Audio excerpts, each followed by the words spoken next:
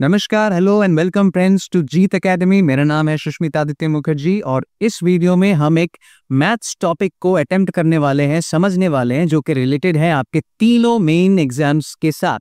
मतलब आपके +2 बोर्ड्स के एग्जाम्स, आपके जॉइंट एंट्रेंस मेंस एग्जाम्स और जॉइंट एंट्रेंस एडवांस्ड एग्जाम। ये एक फुल क्लास वीडियो का शॉर्ट एग्जर्प्ट है।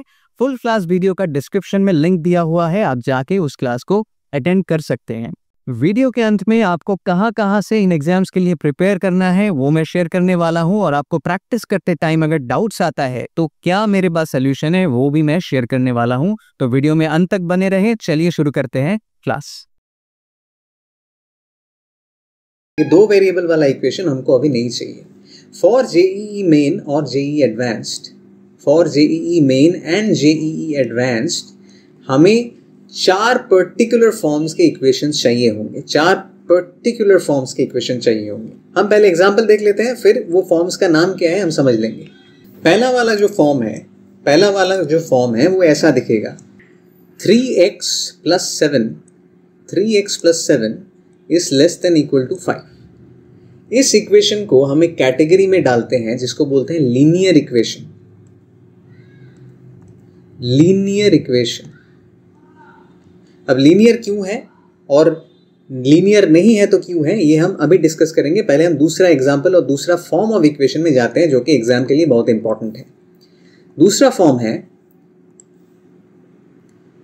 2x² - 4x + 8 is greater than equal to 0। अब इस इक्वेशन को हम बोलते हैं नॉन लीनियर। अब क्यों हम पहले वाले इनइक्वालिटी को लीनियर बोल रहे हैं और दूसरे वाले को नॉन लीनियर बोल रहे हैं? जाहिर सी बात है, ये सवाल आ जाता है। द आंसर इज, इसका आंसर यही है कि जिस इनइक्वालिटी को हम एक पॉइंट या फिर एक स्ट्रेट लाइन के द्वारा एक्सप्लेन कर सकते हैं उसको हम बोलते हैं लीनियर इनइक्वालिटी। जिसको हम एक पॉइंट या फिर एक स्ट्रेट लाइन के द्वारा एक्सप्लेन कर सकते हैं उसको हम बोलते हैं लीनियर इनइक्वालिटी। लेकिन जिस इनइक्वालिटी को हमें एक से ज़्यादा पॉइंट्स या फिर एक से ज़्यादा स्ट्रेट लाइंस या फिर एक से ज़्यादा टेरा लाइन, मतलब non straight line, the line which is not straight, something like this, या फिर एक से ज़्यादा लाइंस, टेरा लाइंस, ऐसे ये सारे इक्वेशंस को ग्राफिकली जिनका फॉर्म ऐसा होता है इनको हम बोलते हैं non linear equations. Again, non linear equations. अब क्या ये इक्वेशन ये कंडीशंस को सेटिस्फाई कर रहे हैं कि नहीं कर रहे हैं, एक बार देख लेते हैं। अब देखिए, हम क्लेम कर रहे हैं ये लीनियर है। अगर हम इस इक्वेशन को ग्राफिकली एक पॉइंट या लाइन के जरिए रिप्रेजेंट कर सकते हैं तो ये लीनियर है दोस्तों, हमारे डेफिनेशन के हिसाब से। ठीक है, अभी देखते हैं क्या होता है। एक सिंगल लाइन हम ड्रॉ करेंगे ग्राफिकली, क्योंकि ये सिंगल वेरिएबल इक्वेशन है, सिंगल वेरिएबल है तो हम नंबर लाइन के थ्रू ही इसको डिफाइन करेंगे। तो ये हो गया हमारा एक्स एक्सिस, ये हो गया 0, यहाँ पे है -∞ तक, इस तरफ है +∞ तक। ठीक है, अभी हम थोड़ा बहुत प्लॉटिंग भी कर देते हैं। 1 2 3 4 5 6 7 ऐसा करके। ठीक है, नेगेटिव साइड में -1 -2 -3 -4 -5 ऐसा करके हम नेगेटिव साइड में रिप्रेजेंट कर देते हैं। ठीक है, एक काम करते हैं, इसको लिख भी लेते हैं। तो दोस्तों, हमारे पास ये नंबर लाइन आ गया है जो कि ग्राफिकल रिप्रेजेंटेशन होगा इस इक्वेशन का।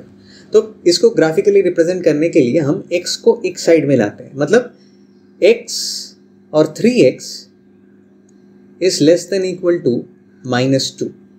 ठीक है, हमने इसको ट्रांसफॉर्म कर लिया, 7 को हमने राइट हैंड साइड में लाया है। अभी यहाँ पे इसको और ट्रांसफॉर्म करेंगे, दोनों साइड को 3 से डिवाइड करेंगे तो ये हो जाएगा x इज लेस देन -2/3। ठीक है, ये हो गया हमारा इक्वेशन का फाइनल फॉर्म। अब इसको क्या हम एक पॉइंट या एक लाइन के जरिए रिप्रेजेंट कर सकते हैं? जी हाँ, कर सकते हैं। हम -2/3 पॉइंट को पहले इस लाइन पे रिप्रेजेंट करेंगे। वो किधर आएगा? वो किधर आएगा? यहाँ पे। ये जो पॉइंट मैं ड्रॉ कर रहा हूँ ब्लू डॉट, ये अप्रोक्सीमेटली पोजीशन होगा -2/3 का, राइट। ये हो गया अप्रोक्सीमेट पोजीशन -2/3 का, और x है लेस देन -2/3। इसका मतलब any point on the left hand side, left hand side में कोई भी पॉइंट आ जाए इस इक्वेशन को वो सेटिस्फाई करता है। लेफ्ट हैंड साइड में कोई भी पॉइंट आ जाए विच इज लेस देन -2/3, वो इस इक्वेशन को सेटिस्फाई करता है। मतलब एक पॉइंट के जरिए हमने इस इक्वेशन को सेटिस्फाई कर दिया है। ठीक है, तो इसका मतलब है कि हमारे पास सोल्यूशन है, एक पॉइंट के थ्रू इसको एक्सप्लेन कर सकते हैं, तो ये लीनियर है। अभी जो सेकंड इक्वेशन है वो क्या है दोस्तों? अब यहां से हम आ जाते हैं सेकंड वाले इक्वेशन पे। सेकंड वाला इक्वेशन क्या है? 2x² + 4x + 8 > 0। अब ये नॉन लीनियरिटी का कंडीशन सेटिस्फाई करता है कि नहीं करता है, इसको हम देख लेते हैं एक बार ग्राफिकली। 2x² - 4x + 8 > 0। यहाँ पे हम 2 कॉमन लेंगे, हर एक से 2 कॉमन लेते हैं, तो x² - 2x + 4 > 0।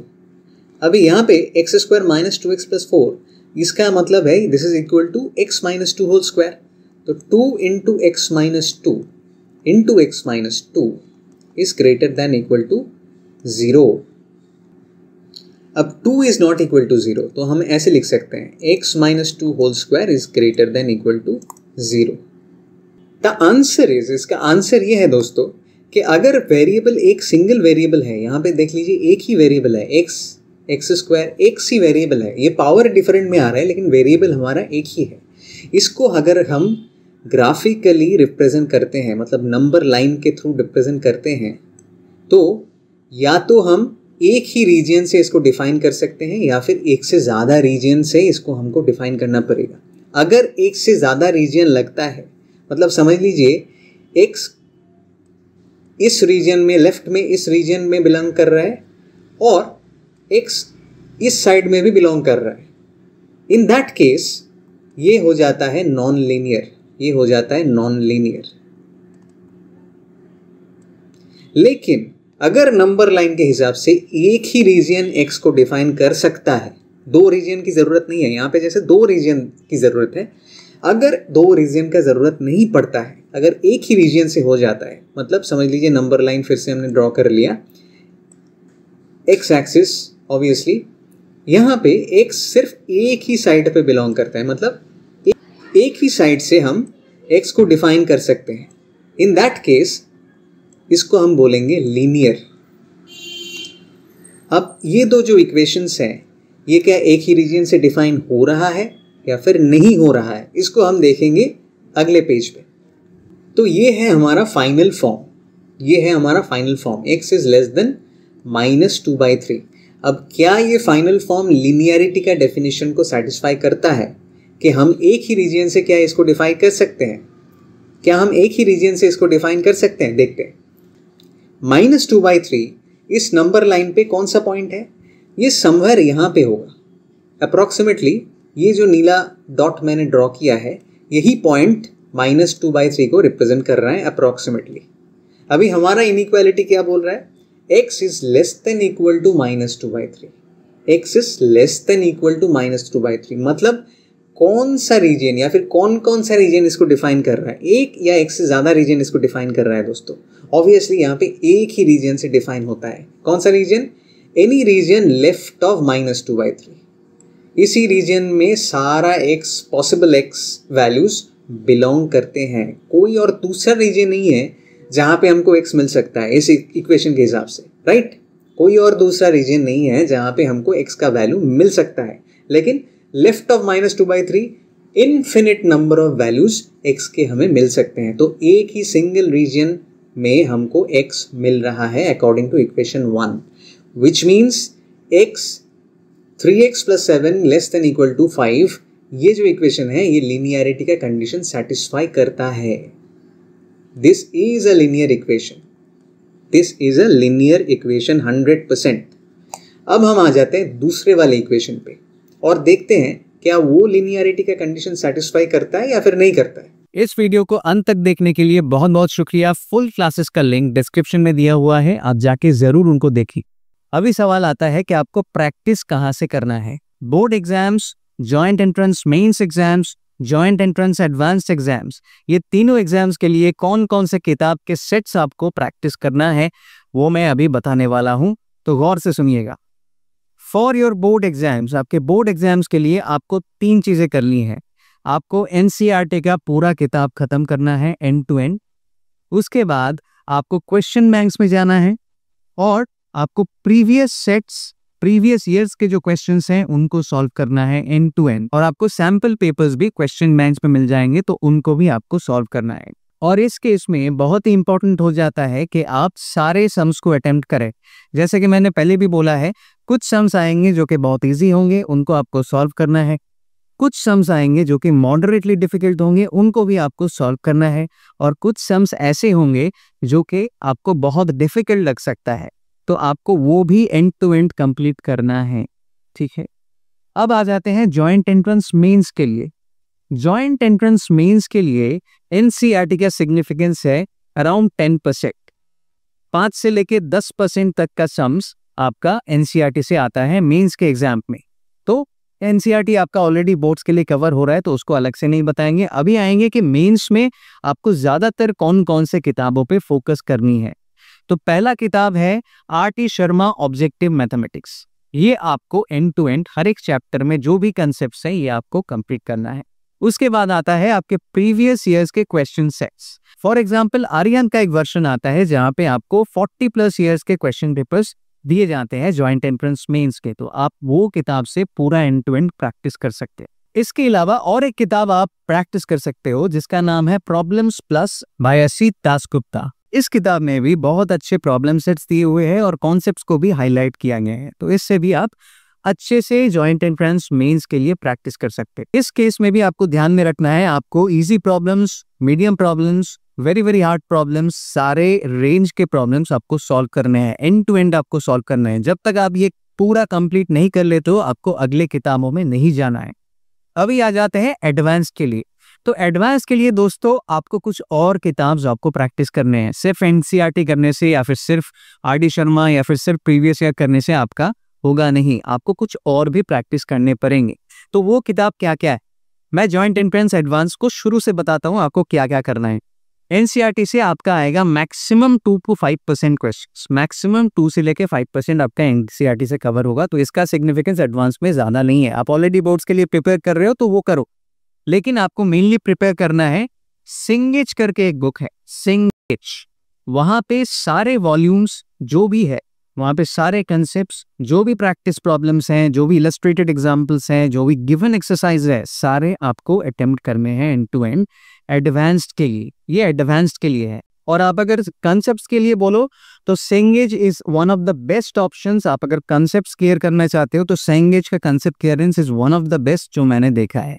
तो कंसेप्ट क्लियरेंस के लिए भी सेंगेज आप रेफर कर सकते हो। इन क्लास के वीडियोस में आप जो कंसेप्ट्स देखते हो वो कंसेप्ट ज्यादातर रेफर किया जाता है सेंगेज की किताब से। तो हम बेस्ट ऑप्शन से कोशिश करते हैं कि आपको कंसेप्ट समझाए सिंपल तरीके से, जैसे कि आपको समझ में आ जाए। उसके बाद आपको जो करना है obviously problems plus IIT mathematics, ये सारे किताब आप जब कवर कर लेते हो उसके बाद एडिशनल टाइम अगर आपके पास बचता है तो आपको कुछ और किताबें एडवांस के लिए, सिर्फ एडवांस के लिए आपको लगाना है।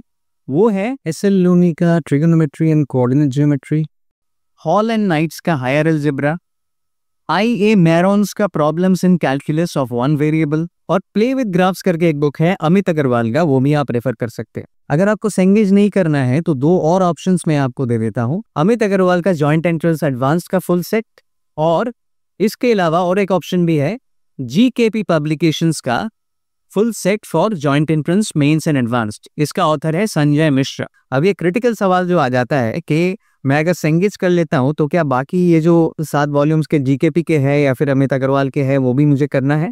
नहीं, आपको या तो सेंगेज करना है या फिर अमित अग्रवाल करना है या फिर GKP पब्लिकेशंस यानी संजय मिश्रा का फुल वॉल्यूम आपको करना है। तीनों एक साथ आपको एडवांस के लिए नहीं करना है। इस क्लास से आप रेफरेंस ले सकते हो, यहाँ पे सारे कंसेप्ट्स को कवर किया गया है। उसके बाद जो किताब मैंने बताया है specifically for board exam, specifically for mains exams and specifically for advanced exam, उनको सेट करके अलग अलग से सेट बना के आप उनको प्रैक्टिस कर सकते हो।